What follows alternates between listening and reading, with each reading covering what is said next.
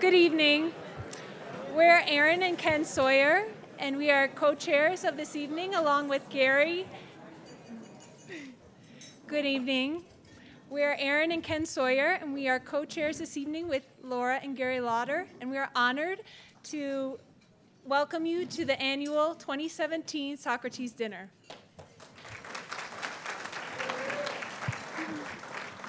And during the remarks that follow, please begin your meal. Do not wait for the remarks to conclude. To please enjoy your salad and your first course. We are so delighted to have all of you here, both our first-time Socrates members, as well as our long-term supporters of the Aspen Institute and the Socrates program. I was first introduced to the Socrates and to Aspen Institute through Gary Lauder, with whom I had the pleasure of going to business school at Stanford University. And as business school came to an end, it sort of appeared to me and to others that what we think of as lifelong learning becomes quite unstructured after you finish graduate school. And indeed, what's most attractive about Aspen Institute and Socrates for me is that it does provide for that opportunity for lifelong learning. As T.S. Eliot said, it is never too late to become what we might have been. I was fortunate to be introduced to the Aspen Institute by my husband, Ken, and fell in love with the Socrates seminars. I really love about the seminars that it allows me to step out of Silicon Valley and from the world of technology and business and really discuss the most important moral and ethical issues of our day in such a diverse and inclusive setting. Thanks to your generous support, tonight we have broken our records. We've raised over $300,000 for the Socrates program. Thank you all very, very, very much for your very generous support, for all that you do for Aspen Institute and Socrates in particular. We can't thank you enough. And with that, we're honored to introduce the chairman of the Aspen Institute Board of Trustees, Jim Crown.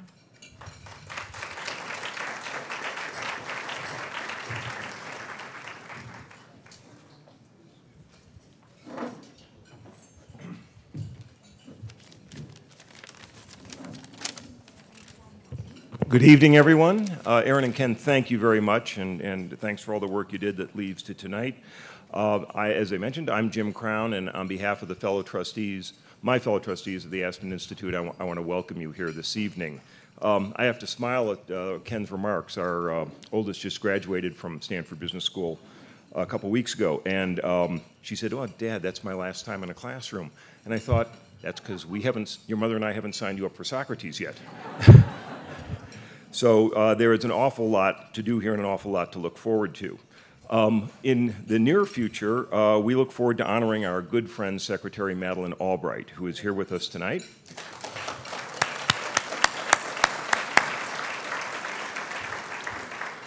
The Institute, as the nation, has been the beneficiary of her leadership, her insight, her wisdom for many years. She chairs the Public Policy Committee for us and is one of the go-to trustees for Walter on an array of issues, and we're so lucky to have her in the Aspen family. She's a national treasure, but we claim her locally. We're also here this evening to celebrate what I guess is the 21st year of the Socrates program. And Paul and I were members of one of the early classes, or several of the early classes, I should say. It has just been an amazing run. And as I hope you all know, we've got emerging leaders from all over the world who come here with an opportunity to explore leadership issues and network, meet each other. And it really has become something of a gateway for us to get more involved in Institute matters. People who have been in the Socrates program went on to be Henry Crown Fellows, trustees, members of Society of Fellows, go to the Ideas Festival, the Resnick Aspen Action Forum, and contribute in many ways. So it is a great on-ramp for things pertaining to the Aspen Institute, and we really cherish it for both the content it provides and that connection. There are 115 Socrates participants here this weekend, and we really look forward to continuing to connect with them over the years. I also was advised so far this year, Socrates has convened seminars in Kiev, Ukraine, Rondo, Spain. Later on, they'll be in Atsu, Japan, and Pueblo City, Mexico. And so the international reach of this effort continues to grow. As you will note in your program, we have a special treat afterwards when Walter will be on stage here tonight with Secretary Albright and Vin Weber as well to convene a conversation and give some sort of demonstration of the kind of content and questioning that goes on in these venues. So with that, I want to be sure to thank each and every one of you for coming here tonight and your support of Socrates. What started as a program that Laura and Gary sort of single-handedly wrestled into existence because there really was no place for people of a younger age group to grab a hold of the Aspen Institute. And from 21 years ago, it is large, stable, thriving, and well-supported, and it is thanks to dinners like this and people like you that is true. So with that, I would like to ask Laura and Gary to come to the stage and continue the welcome, and thank you all very much for being here tonight.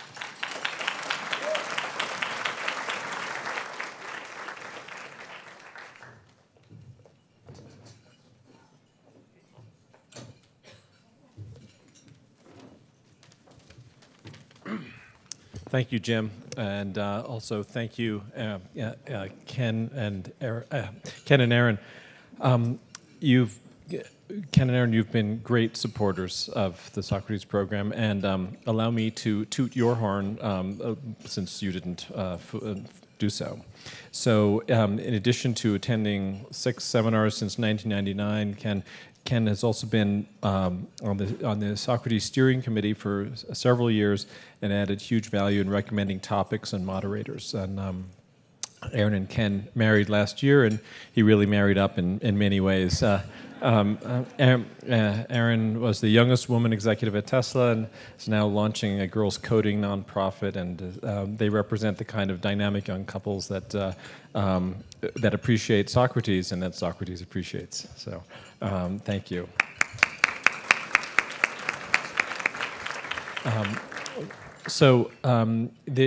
Many of our sessions are somewhat like a Seder with the retelling of the history, but that's in part due to the fact that many people are here for the first time, and so we'll try to keep it brief and also change it every time.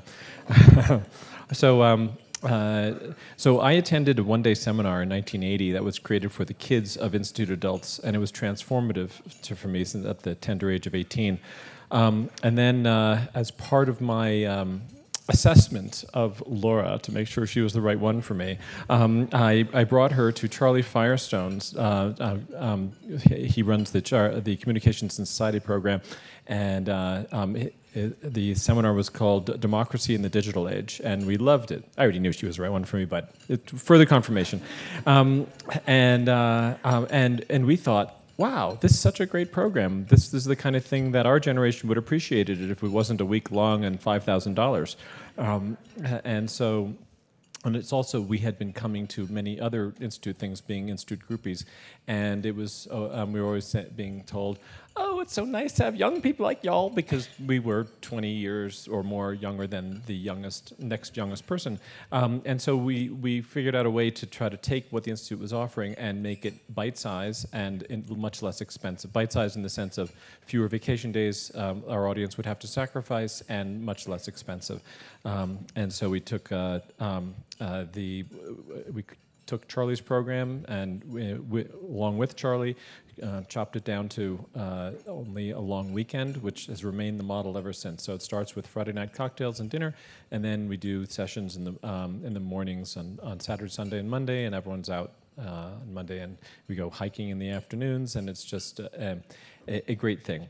So a couple other things. David McLaughlin of blessed memory, who was the Aspen Institute CEO at that time, was very supportive, and it couldn't have happened without him. And also, another interesting tidbit is that the first year's price was low. There was an introductory offer, and it was very inexpensive. And the Institute was concerned about cannibalization of the, getting people who would otherwise have paid for longer programs to go to this instead. And so we were told that we had to limit by age who could come, and so to keep it to young people.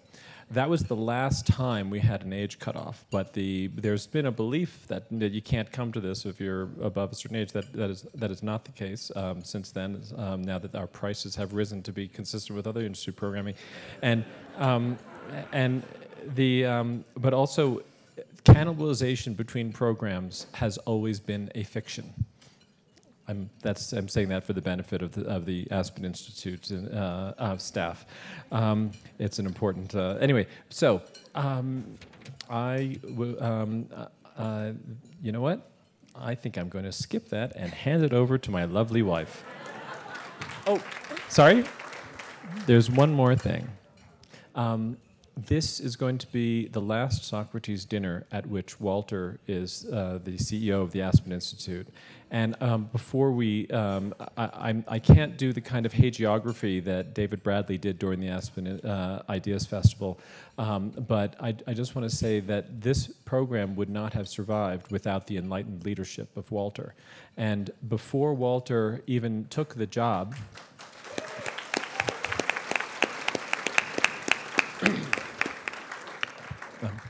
before Walter even took the job, he had heard that this program was somewhat controversial, and so he came out here and to see with his own eyes, is it good or bad? And he concluded it was good. Another guy said that a long time ago.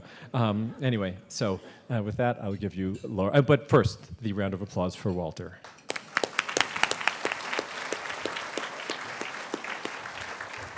So I want to add my appreciation to all of you for being here tonight. You know, many of you have come to Socrates dinners for many, many years, but I just want to have a show of the Socrates participants who are here. All right. So we have 115 Socrates participants here at the dinner tonight, and we really love having you all here. And for those of you who are not Socrates participants, how many of you have come to this dinner before? Now look at that. So this is repeat business. This is fantastic. Thank you. How many of the Socrates participants have come before? Please raise your hand. Wow. That is also an important aspect of repeat business is these are repeat paying customers. There are a couple of people that I want to recognize who have been extraordinary benefactors, supporters, mentors to us.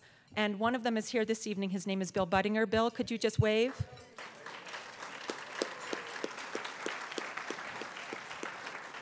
This program would not be what it is without Bill's support, his leadership, his wise counsel. Bill is now chair of the Socrates Committee of the Board, which is an extraordinary thing because there are very few board committees that are substantive about programs, and so we are so proud and thrilled to have Bill as our leader. There is someone else who's not here this evening who I just want to recognize, who has also been a wonderful mentor to us, and that is Gary's father, Leonard.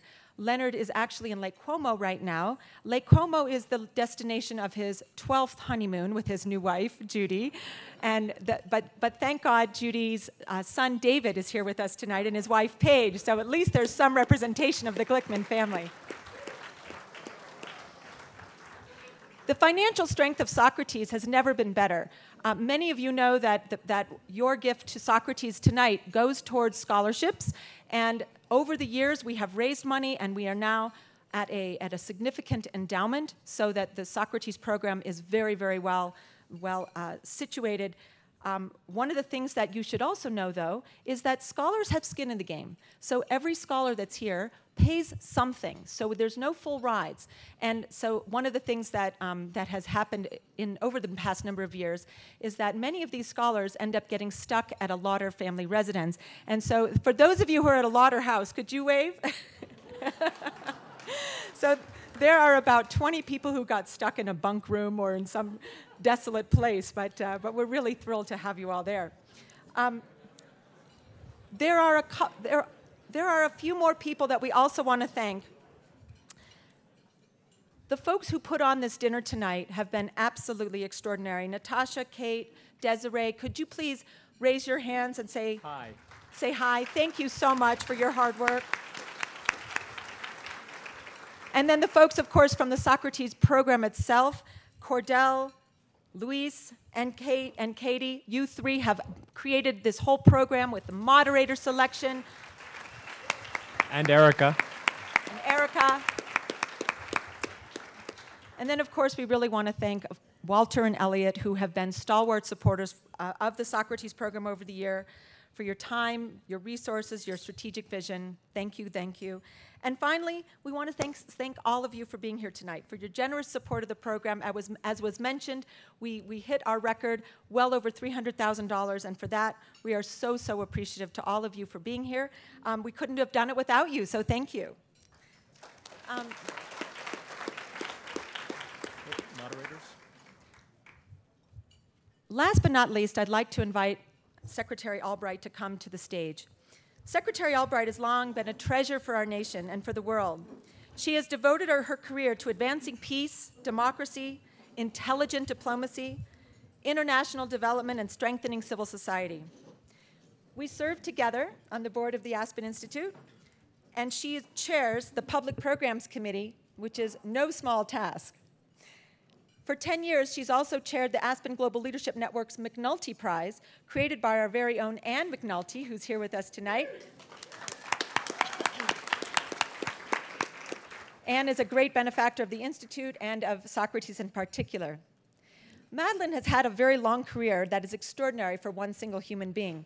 Just a few of her accomplishments include U.S. Ambassador to the United Nations, U.S. Secretary of State appointed in 1997 by President Clinton, the highest-ranking woman in the history of the U.S. government at that time, the recipient of the Presidential Medal of Honor, Medal of Freedom Award, the highest national civilian honor from President Obama in 2012, chair of the National Democratic Institute for International Affairs, and in her spare time, she's the author of 5 New York Times bestsellers. But I was chatting with her daughter, Katie, who happens to live in San Francisco and is a dear friend, and she gave me some insight as to a few tidbits about Madeleine that really give you a sense of her other extraordinary talents. First of all, she is a great drummer. She showed off her stuff at the Kennedy Center at a jazz competition event about 5 years ago because she is so passionate about jazz. And we know why heads of state do not mess with her. She can bench press 400 pounds. Leg press. Leg press. For kicking ass. She says for kicking ass. Even General Mills, the cereal company, knows what a champion of peace she is because she's the first Secretary of State to be featured on a Wheaties box.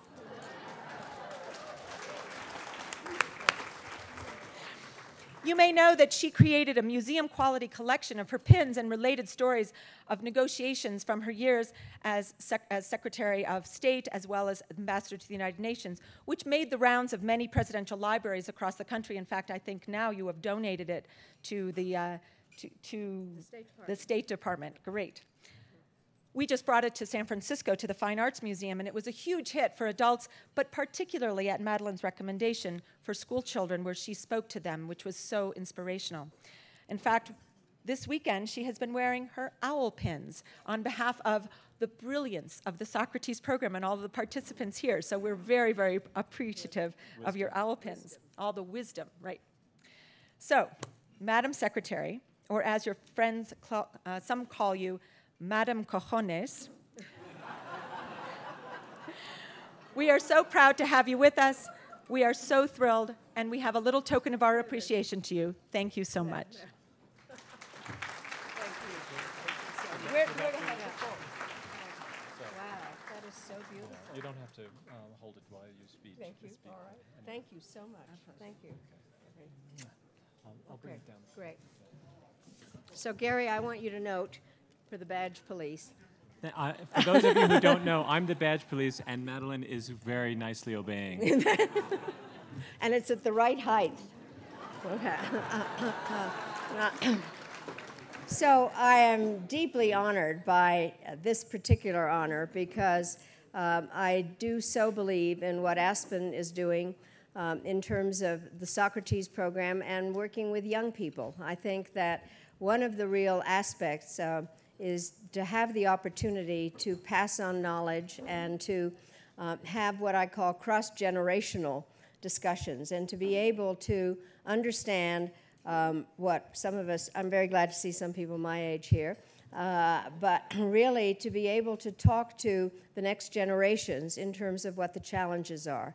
And so being a part of the Socrates program is perfect in terms of really asking questions and having real discussions and having respect for the opinions of people that are younger than one is. And my whole theme these days is that we have to have respect for a variety of views. What bothers me the most is when we decide that we're not going to listen to somebody who thinks something different from what we have been brought up with. And so I'm really delighted. I'm so grateful for this honor. I have to say, I am grateful for my life. I have said many times when I describe myself on Twitter, I am a grateful American, and I am an immigrant. And I feel, as I listen today to the members of our class, how many of the people that are in the Socrates program are in some form or another either first or second generation immigrants. And I think we have to remember that, and it may sound a little self-serving, but immigrants really have tried to do our best for this country. So I am a grateful American.